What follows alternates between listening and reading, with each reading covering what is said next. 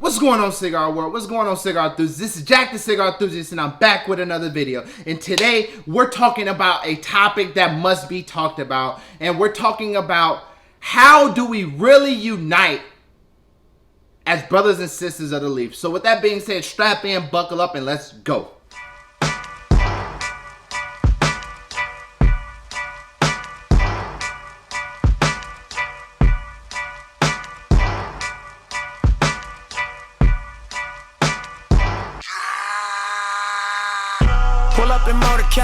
Today I'm smoking on a Don Carlos Presidente Habano Wrapper full body cigar. This is a cigar that you can find at dapperdcigars.com. And before we continue on, press that subscribe button, turn that notification bell on so you can get all the updated content of Jack the Cigar Enthusiast, as well as give me a big thumbs up. With that being said, let's rock and roll. Crazy time here in the United States. There is a lot of things going on, and for me not to do a video that really highlights what is going on in America at this time and how we as brothers and sisters of the leaf can unite to really fight against the racism, the social injustice within America. Now, understanding this, there's two things that you do not talk about in a cigar lounge. Things are politics and religion. Everything else is free game. Why? Because those two topics right there would divide the culture or the climate within the cigar lounge, and that is far from what you want in a cigar lounge. Come to a cigar lounge. This is a uniting of all types of brothers and sisters, whether you're white, black, Hispanic, purple, pink, it really does not matter. We all come together for the love of cigar, just like a locker room comes together for the love of whatever sport they're playing. The brotherhood within the cigar community is really a plush brotherhood. This is a brotherhood that was created to really bring people together, especially within our community, and really be able to open up and have free conversations. One thing about the cigar industry that I love is everybody responded yesterday during Blackout Tuesday in a very overwhelming way, from cigar aficionados to My Father Cigars to Alec Bradley Cigars, and really showed the strength of the cigar industry and how they can understand the disparities going on in African American communities. Understanding one thing, if you guys don't know about me, I come from a mixed household, which means that I have a white mother and a white background, as well as Hispanic and black roots. With that being said, it's best to really understand this in a sense that I understand both perspectives. But what we're going to talk about, because this is a cigar channel, is how the history of cigars was really founded about before Cuba. Now, back in 1492, three crewmen discovered Hispaniola, which is the present day Haiti and Dominican Republic. Those three people was Rodrigo de Jerez, Hector Fuentes, and Luis de Torres. Now, these people founded what was known by the Mayans as Sycar on the island of Hispaniola. Now, I don't know about you guys, right?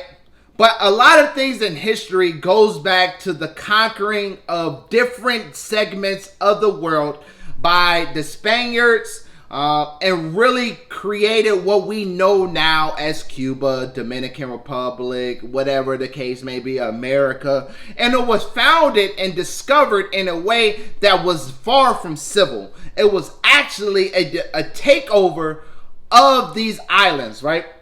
Now, in today's society, Haiti is comprised of a group of people called Haitians. On the darker melanin skin tone, as well as your Dominican Republics as well, which is a mixture of Spaniards and Hispanics with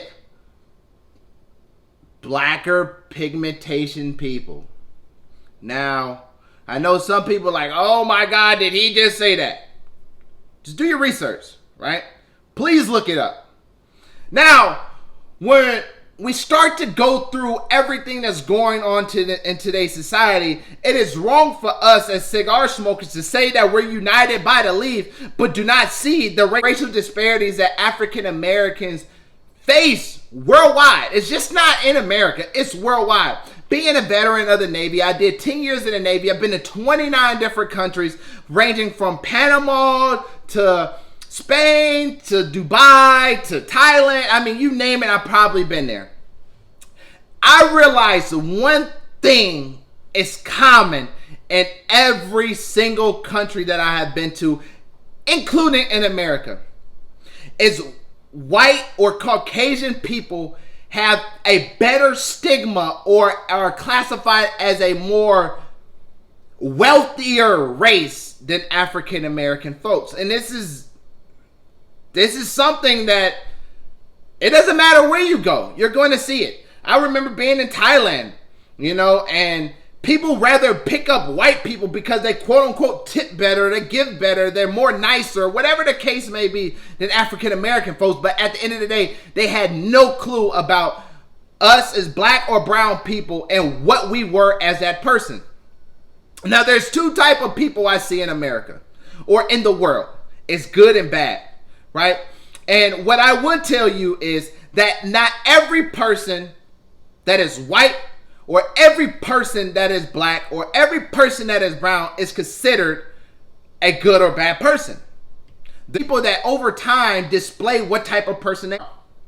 Now, understanding everything as a cultural effect, when you take us back 400 plus years ago, when slavery started, when the demeaning atmosphere about African Americans really started, we was always underneath people to keep us down, to really make us feel as if they were superior and for us to fall in line.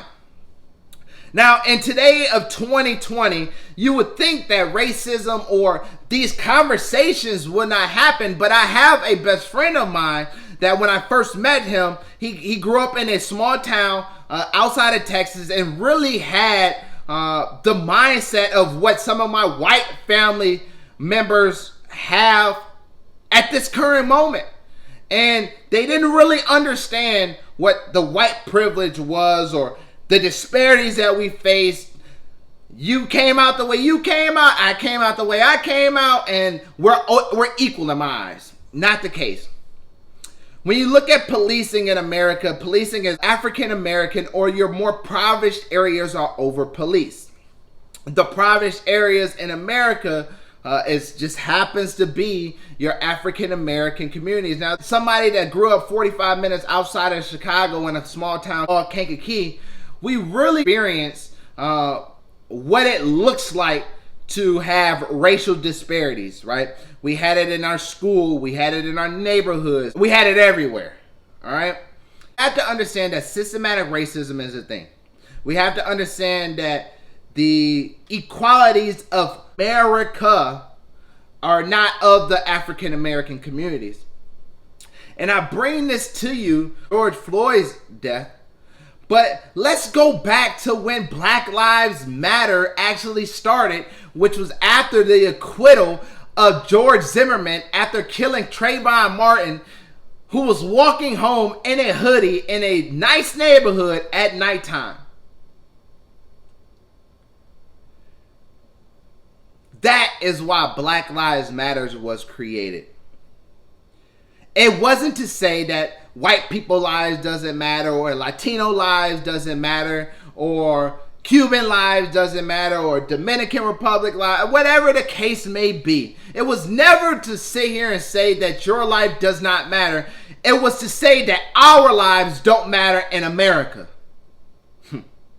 That was too deep for y'all, but we really want y'all to understand this, right? In the cigar industry alone, it is safe to say that there is as many black smokers as there are white smokers. The purpose of cigars was a luxury for the rich or the wealthy. But now you're seeing African Americans in the medium class, in the rich and wealthy statue that smoke cigars. This is far from a cheap hobby, but this is a hobby that brings people together to really see a different perspective. Now, I want you guys to understand that I don't condone the rioting and the looting these businesses. I don't. But there is a time where we have to sit here and say, when is enough enough?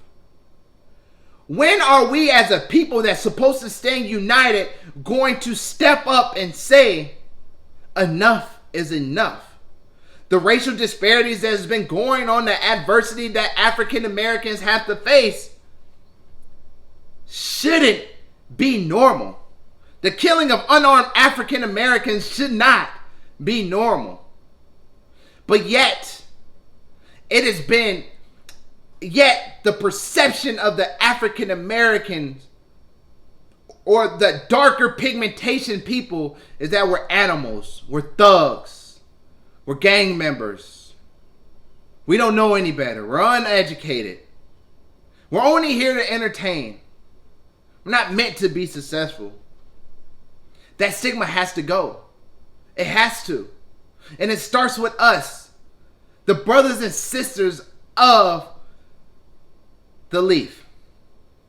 It takes us to really understand the mindset of people like me, a black owner in the cigar industry, where majority of the people within this industry that runs this industry is of some type of color. It's best for us to understand that we are all united on the leaf.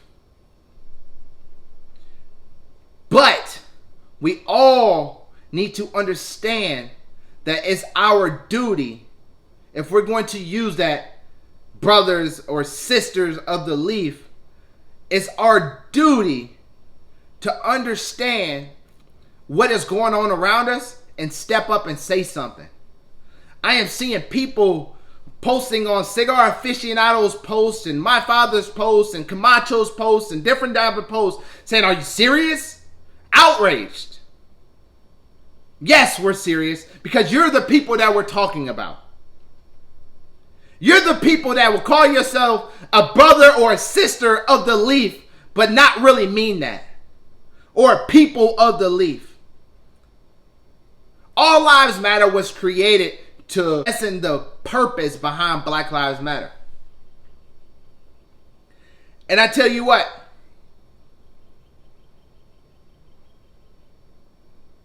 I love all my brothers and sisters of the leaf.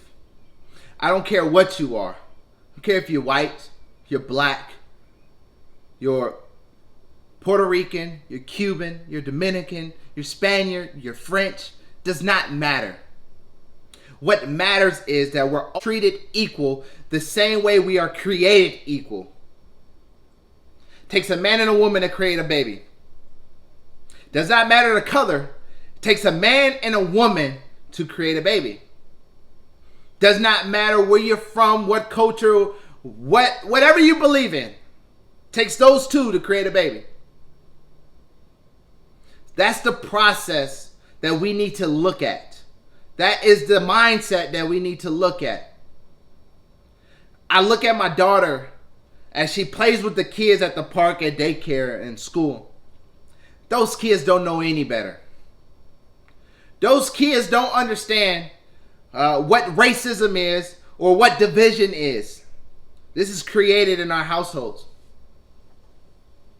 So if you go to a cigar lounge and you fellowship with different type of people, learn their story. Get to know them as a person. Don't judge them based on their skin color. Don't sit here and say, well, I'm not going to support him because he's not white. Or I'm not going to support him because he's not black. Or I'm not going to support him because he's not this or that. We claim that we are people of the leaf. We are brothers and sisters of the leaf, so we must stand by it. We must understand what Black Lives Matter really means. And it means that we, as black men and women, should have the same equal rights as anybody else in this world. We should be able to be seen the same way as anybody else in this world. Enough is enough. And I know some people probably didn't finish the end of this video. Some people pressed the unsubscribe button. Some people probably is not going to support Dapper D's Cigar Emporium for my words. Or some people is not going to shop at Dapper D's Cigars for my words. But it is our duty. It is our duty as a people that is bonded by something created by over 200 hands of color folks to understand that when we step in a cigar lounge, when we light up a cigar, when we have those conversations, that we all should be created equal. I'm sorry. Actually, I'm not sorry that this video is not the regular, let's light up a cigar, let's go, let's learn this, let's learn that. It'll be wrong of me not to sit here and bring up systematic racism in this world, in this country. I'm Jack the Cigar Enthusiast. R.I.P. to George Floyd. And I really hope we as a people, especially united by the leaf, can be better. Sit down and have that conversation. Hit that subscribe button. Hit that like button. Share this video. If you haven't already, go follow me at Dapper D Cigars on Facebook and Dapper D Cigar Emporium on Instagram and Jack the Cigar Enthusiast on Instagram. I'm Jack the Cigar Enthusiast and I'm gone.